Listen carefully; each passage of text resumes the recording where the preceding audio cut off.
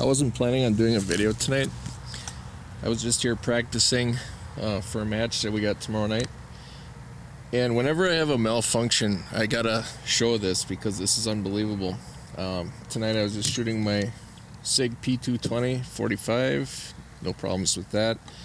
And my Glock 35 40 caliber, which does not jam, period, with, you know, hand loads or whatever. That's almost all I run through it is hand loads. And I was shooting these 4.3 grains of tight group on 180 grain jacketed hollow points. These are 0 bullets. And like I said, this thing doesn't jam. Simple as that. I mean, I can't even remember it jamming like ever. And I've had it for years. It picked up. I fired. I got a couple steel plates out there. It picked up the next round and it didn't chamber because there's no rim left here. And I think what happened is I've got my first failure on a 40 caliber reload, but I can't get that out of there. You can see where I was trying to dig it out with a knife. So I'm going to try and pound it out with a rod. Okay, I've got my rod for my chronograph. This might work. That came out easy.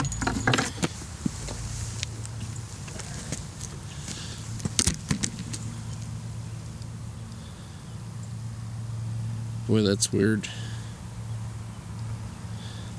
Here's what let's see, where's an empty 40 down here.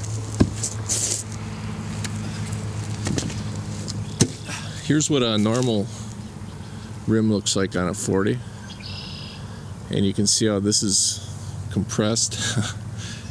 That is really weird. It's like the brass flowed back and filled that in.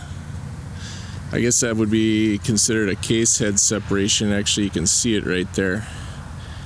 I don't know if that shows up. Actually, it looks like a crack right there. And people always ask me, you know, whenever I talk about reloading 40s, if I've ever had this problem, and I have not. This is the absolute first one I've ever had do that. I load 40s and they just keep loading like everything else.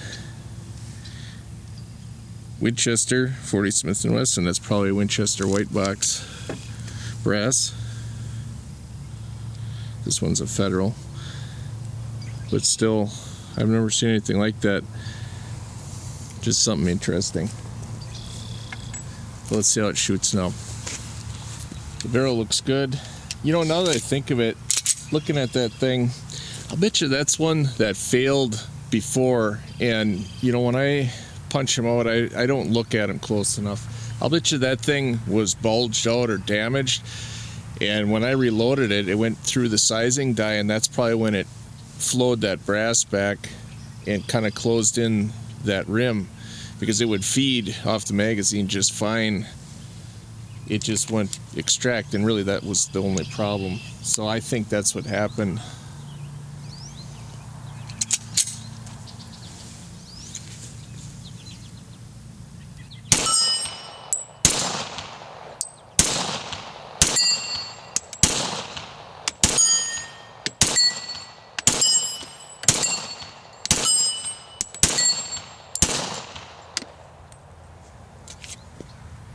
Runs good.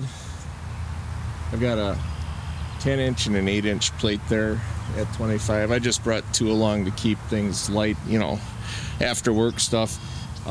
Having these steel plates like this really is a blast for when you just want to warm up your shooting. And you don't really need 2. I mean, you don't need more than 2. 1 will even work, but 2 is as good as 10 as far as I'm concerned. That 8-inch is too small. I shoot at 25 here, which is kind of like swinging 2 bats, because we don't shoot that far when we're in our little club competitions and stuff, but it makes the target seem a lot bigger when you're actually doing it with your friends on the clock. It's a really nice night out.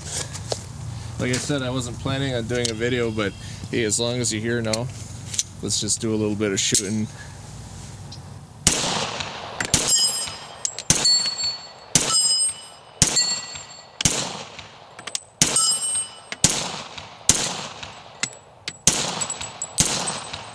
Man, those 8-inch plates are hard to hit.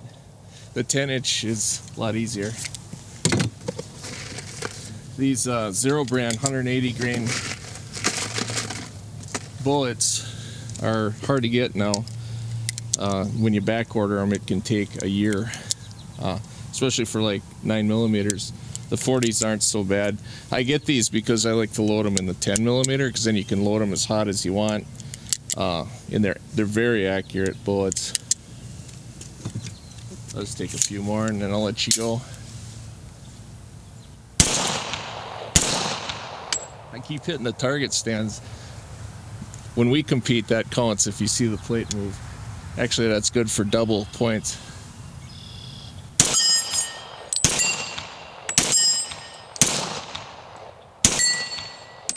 Alright, good enough. That's enough of my crappy shooting. Have a good one. Thanks for stopping out again. My wheel weight bullets with my SIG 220, these are 4.6 grains of tight group.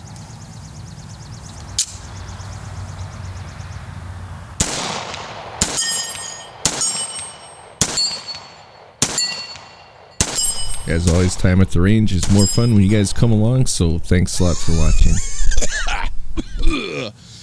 Yeah, good old wheel weights.